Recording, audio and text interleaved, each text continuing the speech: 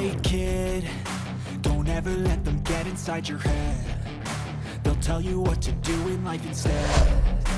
Hey hey hey, hola Indomax Indo Magazines. Oke, di tahun yang baru ini, tahun 2024, dua industri pertahanan kita Indonesia dari matra udara dan juga matra laut, yaitu PT Dirgantara Indonesia dan juga PT PAL Indonesia, baru-baru ini membeberkan target-target barunya bos untuk dicapai pada tahun 2024 ini. Di mana PT DI sebagai satu-satunya pembuat pesawat terbang di wilayah Asia Tenggara kini pun mulai menargetkan kawasan Afrika untuk ekspansi produk-produknya dan kawasan Asia Tenggara sebagai end user dari salah satu pesawat buatannya bos. Nah, pesawat-pesawat apa sajakah itu? Admin kutip dari situs kontan.co.id yang diwartakan kembali oleh Defense Studies.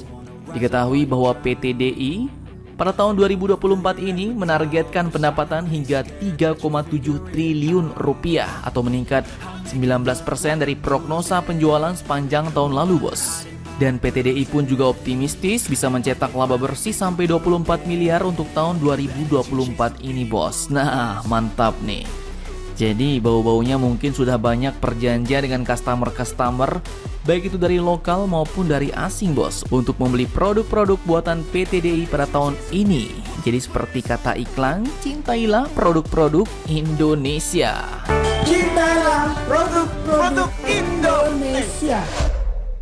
Nah, terkait hal ini, Sekretaris Perusahaan Dirgantara Indonesia, yaitu Bapak Gema Grimaldi pun membeberkan sejumlah kontrak yang dilakukan PT DI pada tahun lalu bos, yaitu mulai dari kontrak pengadaan 6 unit pesawat NC212I untuk DND Filipina di Agustus 2023 kemarin, kemudian kontrak pengadaan Harwat, yaitu pemeliharaan dan perawatan aircraft dan helikopter penerbang tahap 3, pengadaan 1 unit pesawat CN235 untuk TNI Angkatan Laut, 8 unit pesawat N219 untuk TNI Angkatan Darat di November 2023, serta kontrak pengadaan helikopter S-70M Black Hawk untuk TNI Angkatan Darat pada Desember 2023 kemarin bos. Di mana helikopter sangar ini pun mungkin juga akan dibuat dan dirakit di PT DI Indonesia. Nah, kontrak yang mantap jos untuk industri pesawat terbang Indonesia nih bos. Kemudian Bapak Gema juga menambahkan nih, bahwa untuk tahun ini PT DI menargetkan nilai kontrak proyek yang mencapai 19,7 triliun rupiah.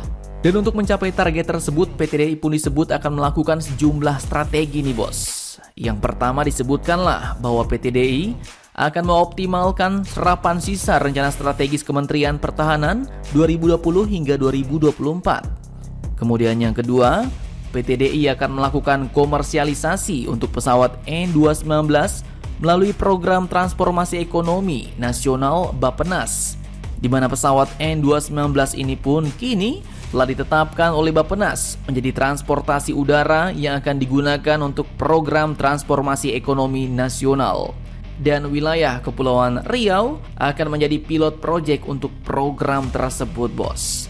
Dan terakhir, strategi ketiga, PT DI pun disebut akan meningkatkan ekspor pesawat terbang ke pasar Asia Tenggara dan juga pasar Afrika bos. Di mana lebih rincinya, Bapak Gema pun menerangkan bahwa pesawat CN235 buatan Indonesia diminati pasar di wilayah Afrika dan pesawat NC212 untuk pelanggan atau end user di wilayah Asia Tenggara bos. Mantap jos. Nah, seperti berita-berita terdahulu, memang pesawat-pesawat turboprop buatan Indonesia ini, salah satunya yaitu pesawat CN235 sangat diminati sekali bos oleh pasar-pasar di Afrika. Pasalnya pesawat ini ya serbaguna.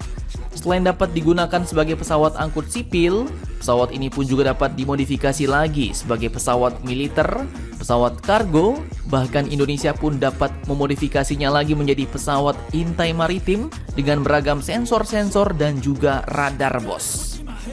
Dan kelebihannya lagi, pesawat ini pun dapat mendarat dan lepas landas di landasan yang tidak terlalu panjang. Bahkan dalam berita-berita terdahulu, Menhan kita, Bapak Prabowo Subianto pun pernah menyatakan bahwa pesawat CN-235 karya anak bangsa yang diproduksi oleh PT DI ini telah dipesan hingga kurang lebih mencapai 100 unit dari luar negeri, bukan kaleng-kaleng. Di mana Bapak Prabowo katakan bahwa pesanan pesawat CN-235 ini datang dari berbagai negara di Afrika dan juga negara-negara di wilayah Amerika Latin.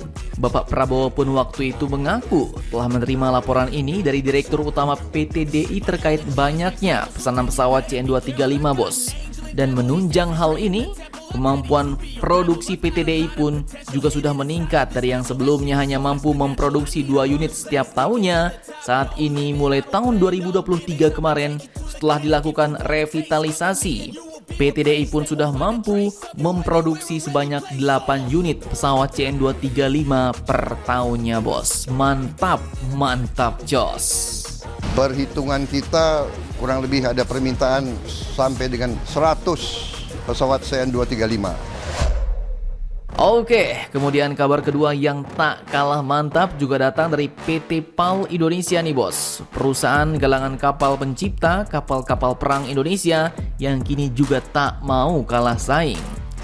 Dikutip dari republika.co.id, mereka pun kini menargetkan dapat meraih nilai kontrak carry over atau berlanjut dari satu periode ke periode berikutnya sebesar 60 triliun hingga akhir 2024 ini, bos. Dan hal ini pun diyakini karena saat ini PT PAL telah mampu menembus pasar global berkat dukungan pemerintah Indonesia. Di mana yang baru-baru ini PT PAL berhasil lagi menjual kapal-kapal perang ke Filipina dan juga ke Uni Emirat Arab. Sungguh prestasi yang bukan kaleng-kaleng, bos. Di mana terkait hal ini, Direktur Utama PT PAL Indonesia yaitu Bapak Karodin Jenot pun sebelumnya mengatakan bahwa kami bisa meraih nilai kontrak hingga 37 triliun sepanjang 2023 ini, bos.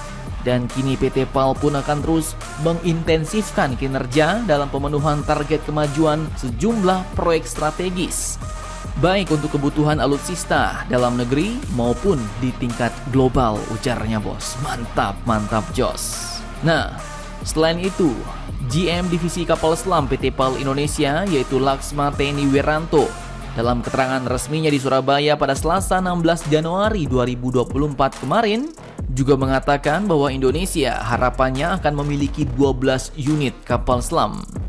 Ia katakan bahwa harapan kita adalah memiliki sekitar 12 kapal selam sesuai dengan rencana pengembangan kekuatan TNI Angkatan Laut. Proses pemenuhannya pun masih berlangsung, tapi kami yakin bahwa kapal selam ini akan terpenuhi dan menjadi aset yang sangat berharga bagi pertahanan dan keamanan Indonesia yang pastinya nantinya juga akan dibangun oleh PT PAL Indonesia.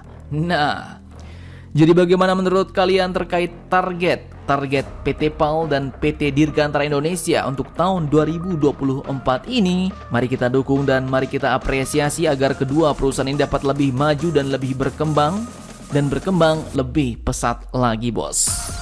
Akhir kata seperti biasa, mengucapkan tetaplah kalian barbar dan jangan santuy terus demi Indonesia maju. Salam Indomax, Indo make sense.